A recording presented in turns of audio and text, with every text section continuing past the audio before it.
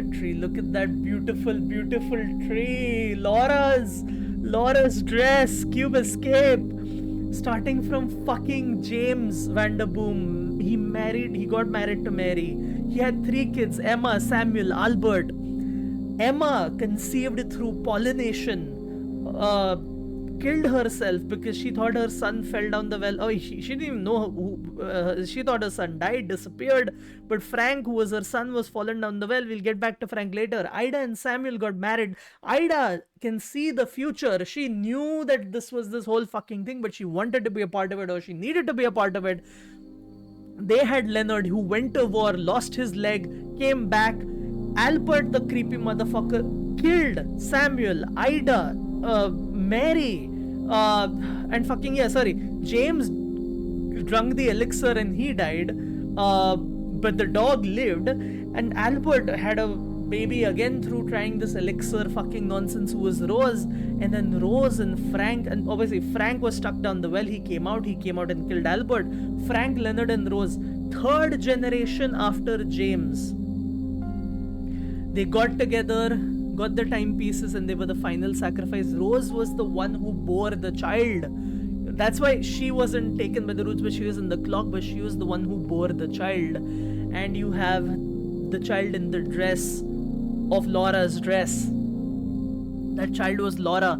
And guys, there's so many things that have, like, so many things we've seen in this game that pointed to it. Guys, do you remember how William Vanderboom was in that clock and he came out? Do you remember where before we have seen a body come out of a clock? Think back to, remembering the name of the game.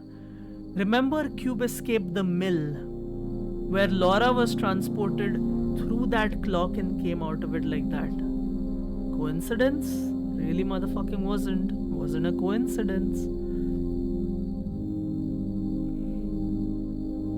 Now I will get to another huge hypothesis about Laura, and let's hold until we get the special things, right? Yeah, so now it lets us play it again. Put in 6 6 6. Something tears off. Yeah, now there's a lot of hints over here. Okay, so let's just take note. The hermit, right? Actually, I might just want to take a photo because there's way too much here. Like, it's for multiple levels, as you can see. Like hermit, crow, then you got the birds, the pigeons flying, and then yeah, there's quite a lot to cover. So I got a picture. Yeah, so now that's become golden, right? Okay, which one can we go for next?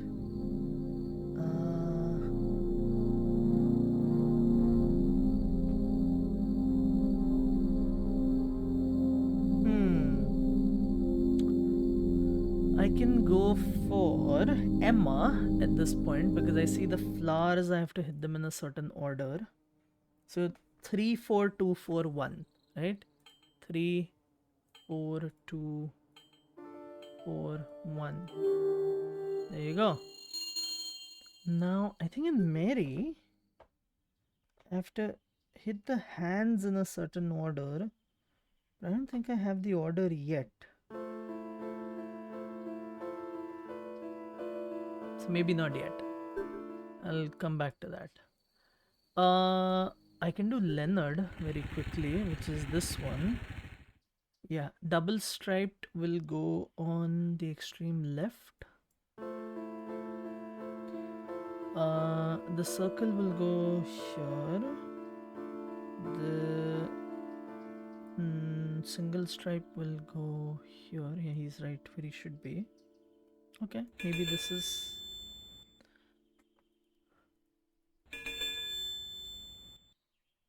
Yeah, got it. Thank you, boys. Golden coin received. Right, now what else? The order of those lockers, I think it was in Albert's level, if I'm not wrong. Yeah, I remember. I remember correctly. Because I knew there was something missing here, right? And we got another one. Arey, shit, I should have gone in. Wait, hold up. Sorry. Need to see that card. Okay. I'll just take a picture of that. The Empress.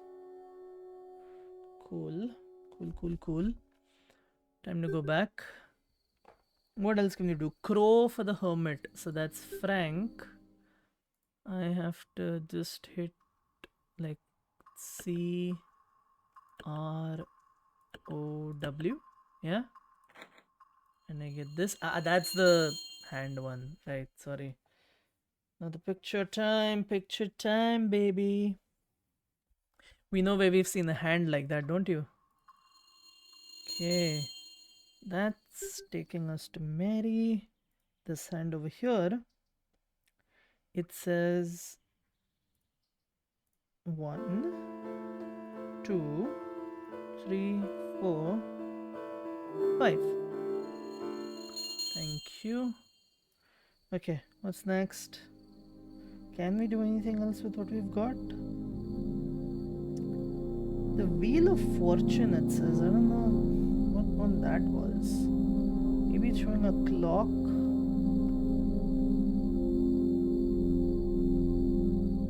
At this point, what I'm thinking is I'll go to Ida. Right, because I do have some... Yeah, like the Hanged Man should be... And the Hanged Man is already here.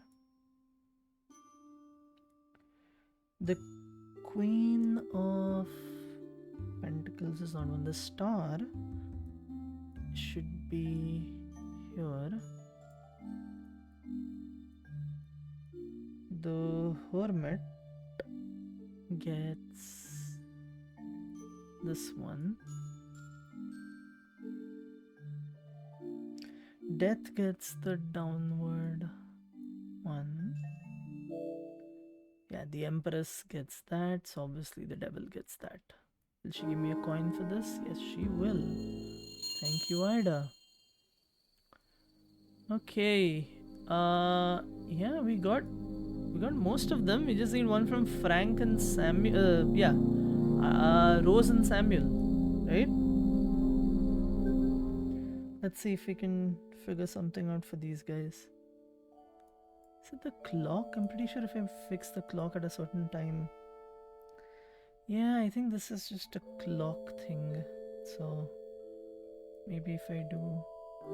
Yeah, expected as much. Good, wonderful. Just one more away. Yeah, I thought this was going to take long. I just realized I shouldn't have said that because something's going to get fucked up again. Do I have to... right. What if I say... Russ... T... Lake.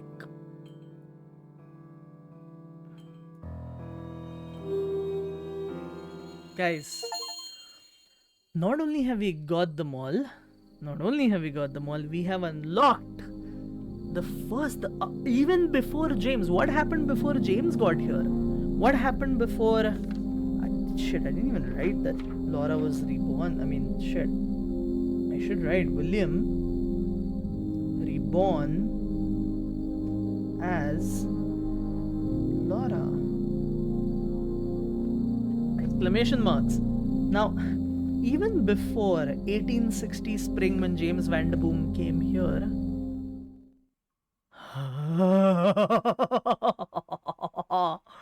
brother. Hello, brother. Find the elixir. Hello, brother. Find the elixir. Oh boy. We're seeing the first time they made the elixir. Okay? Okay. Now, did we say which year this was? Oh, they didn't, but it was just before. Because 1859 probably. They'd say that they were close to finding the... Not the cure, the elixir. So Aldous Vanderboom, and I'm his brother, William Vanderboom. So guys, I want you to understand this. We have been playing as William Vanderboom, making all of this happen so that we get reborn. We were the corrupted soul working behind the scenes to ensure that this whole family and this whole thing happens. Just to be reborn. How fucking selfish. Like, it's a theme, right? The patriarch of the family considering themselves as so fucking self-important that the sacrifices of 3 generations, 10 human beings is sufficient. And even though everyone may not have died, but I mean, I know eventually everyone did die. So fuck off. Except for Rose. I don't know what happens to Rose. I don't know. She must be somewhere. But jeez. Anyways, now this particular puzzle, let's be honest with you, have you, like, there's this thing on where you just, I forget what it was. There's a site where you just combine, like, you put earth and water and you get fire. So, like, I don't know, this is, uh, you know, clay. Yeah, I just made clay, right? So this is fire. All right, air, fire, water, and earth. So you just make different minerals. So air and fire became nothing. Air and water becomes a cloud. Earth and air becomes dust. Water and fire becomes steam, ideally, but it doesn't seem to be happening. Yeah, we already got clay. Air and water is cloud ho gaya. And then you can do, like, clay and water becomes a plant, and then plant and water becomes algae, and then algae and water becomes a shell and earth. I don't know, I'm just trying to make shit up.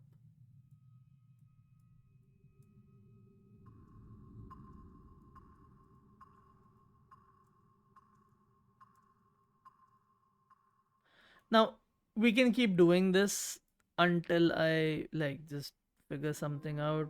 I don't know, but yeah, what we'll do is I'll just look up how to get the elixir, because this can take long.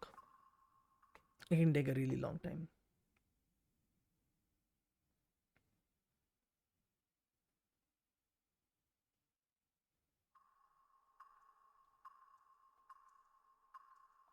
Okay, let's do this. So water and soil is clay. We've got clay and plant. We've got algae. We got the shell. Now algae and air, for some reason, gives us small eggs. Okay, must be a scientific reason for that. Now fire and soil give us lava. Lava and air give us stone. Stone and shell give us chalk. And small eggs and chalk give us an egg. Okay. Dirt and air give us dust. Okay. And chalk and dust give us egg again. Okay, sure. Why not? Why am I doing this twice then? Fire and soil gives us lava. Lava and air gives us stone. Stone and air gives us sand.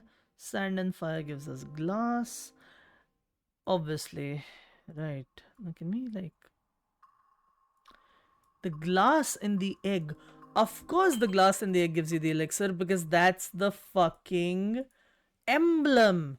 Glass, egg, elixir. Okay, this wasn't as complicated, but there was some leaps of faith over there. Like, how the fuck do you get, like, small egg from algae? Anyways, now we have the elixir.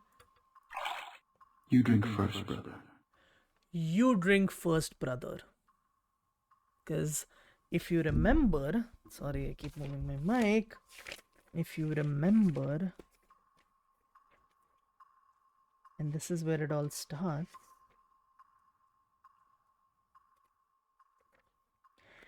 The elixir will bring eternal life or sudden death.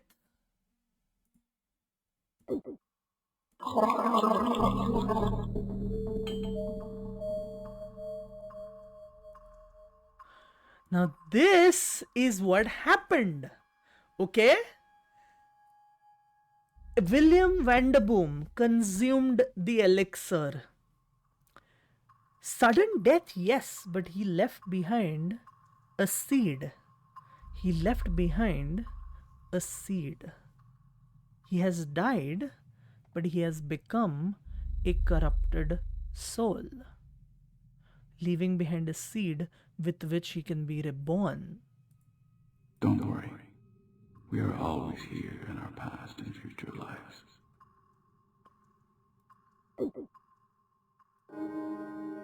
And in either eternal life or sudden death. So Aldous became Mr. Crow. He ascended from Manush to Asur, whereas our friend William went, not our friend, he's a selfish fucker, he went from Manush to Pret.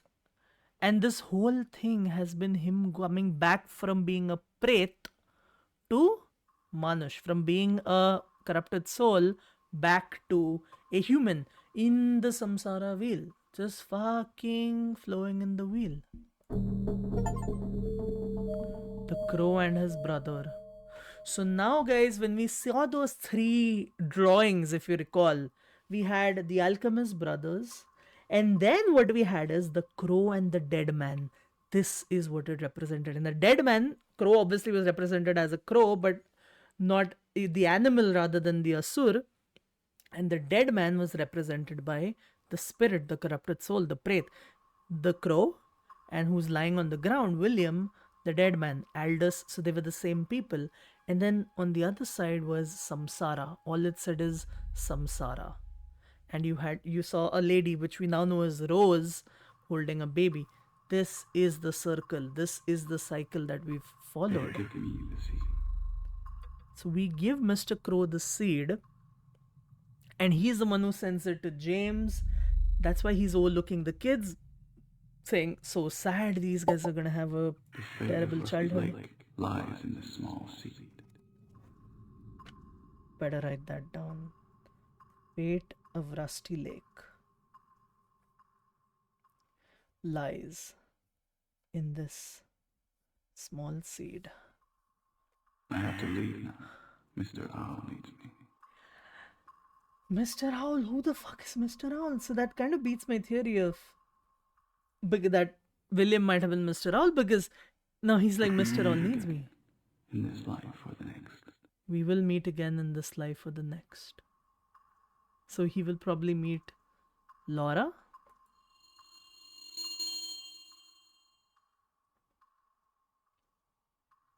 Guys.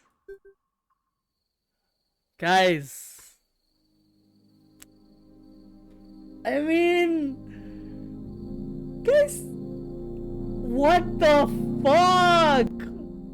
What the absolute fuckity fuck? This guys, this is like the, this is why. All I can say is this is why. If you're like, why is he playing this game? This puzzle game is fine. It's a bit weird. It's whatever. This is the reason. This game, this thing, whatever, this journey we've been on. This family, the reincarnation, it's Laura. Now let me tell you the potential theory that has been floating around, because obviously I do listen to views of other people on it, but in a non-spoiler way, because I didn't go beyond what I already have seen. If Laura is supposed to be William Vanderboom's reincarnated self, the question is, when Laura is born, is she her own individual, or is she carrying the, I don't know, the spirit of William Vanderboom? And is that what happens is that why she has mental health issues? Like, there are warring personalities. Laura probably doesn't know about any of this. It's not like she is, because I'm pretty sure Laura is her own person. She is born and then she feels this presence. She feels this thing inside her controlling her, talking to her, guiding her, harassing her. It's like she has someone in her mind. And is that why she is in the Rusty Lake mental health program? Is that why she was having mental health issues? Is that why she killed herself? Is that why she committed suicide? Was the thing that William Vanderboom was going to take over? Laura was brought into this world not as a human but as a vessel for the rebirth of William Vanderboom. So, is that why Laura, like, did she try to, was it a battle? Like, she won the battle against the thing trying to take her over. She would rather die, kill herself, than be taken over by another entity. And, you know, it kind of makes me, I'm not a religious, I don't believe, okay.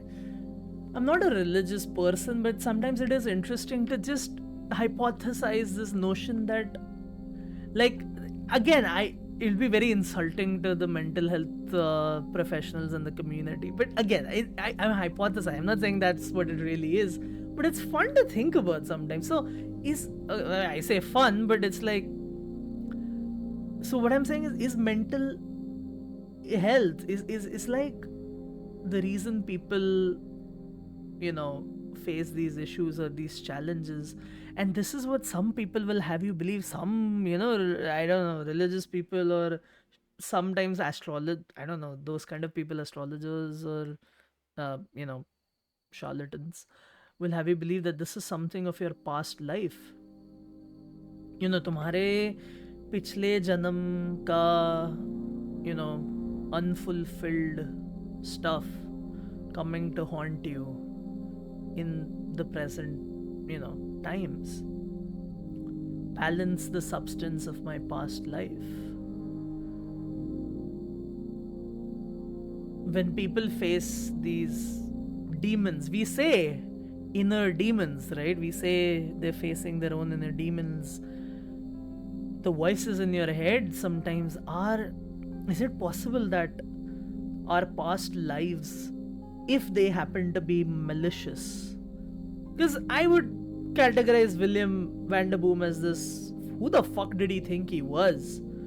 Who the fuck makes you think that you should have eternal life and that you should make your fucking generations of your family go through this trauma just so you can be reborn for eternal life? Fuck you. You put people through so much pain. So I do consider him malicious and evil and bad. And if that's the kind of voice you have in your head, does that explain some of mental illness, right? Again, I don't really believe that that's what happens, but it's a good thought experiment. It's an interesting thought experiment in the context of this game. This is amazing, guys. I am fucking mind blown, humbled. So many thoughts, so many things in my head. And guys, this is just like the penultimate episode of season 1, if I can put it like that. Or it's kind of like the season 1 finale, because it's such a huge one. But there is a sort of what do you call it? Post credits, or it's not a prelude. What do you call it? I forget. Whatever. But an epilogue. Yes. It's not a prologue, but it's an epilogue. Let's say there is an epilogue episode pending, which is the Cube Escape, the cave, which all of these theories I'm talking about, guys, you'll be like, what the fuck is he talking about? Laura and William Vanderboom. Guys, don't worry. It gets confirmed. Some of this gets confirmed eventually in the next game. So I may be hypothesizing, but it's not like completely out of thin air. At least I let you know when it's out of thin air. I'll tell you that, hey, I don't fucking know. I'm just thinking. These ones, some of these ones I'm sure about. The ones where I actually make a conclusive statement. But wow, guys, wow. Rusty Lake Roots. This whole series, this whole game. And yeah, that's just season one, guys. After the next episode, when officially season one is over, I'm just gonna call it that now. It's season one. This is the penultimate episode of season one, or the ultimate, but there's a epilogue pending. Thank you for joining me on this journey, you guys. This insane game, but so amazing and so well thought.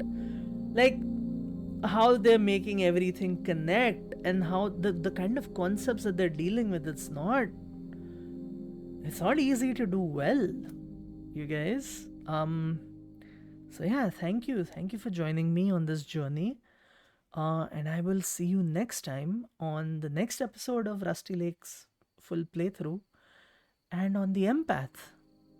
Bye bye.